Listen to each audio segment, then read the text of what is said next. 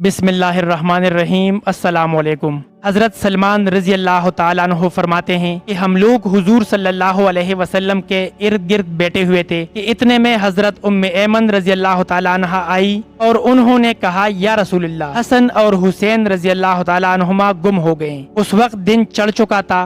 हुजूर सल्लल्लाहु अलैहि वसल्लम ने सहाबा से फरमाया, उठो और मेरे दोनों बेटों को तलाश करो। चुनांचे हर आदमी ने अपना रास्ता लिया और चल पड़ा और मैं हुजूर सल्लल्लाहु अलैहि वसल्लम का रास्ता लेकर चल पड़ा। हुजूर सल्लल्लाहु अलैहि वसल्लम चलते रहे, यहाँ तक कि एक पहाड़ के दामन में पहुँच गए तो देखा कि हजरत हसन और हजरत हुसैन रजी अल्लाह ताला अन्हुमा एक दूसरे से चिमटे हुए खड़े हैं और पास ही एक काला नाग अपनी दुम पर खड़ा है कि जिसके मुंह से आग की चिंगारियां निकल रही हैं। गालिबन अल्लाह ने नाग भेजा था कि बच्चों को आगे जाने से रोके। हुजूर सल्लल्लाहु अलैहि वसल्लम जल्दी से नाग की तरफ बढ़े। उस नाग ने हुजूर सल्लल्लाहु अलैहि वसल्लम को मुड़कर देखा और चल पड़ा और एक सुराख में दाखिल हो गया।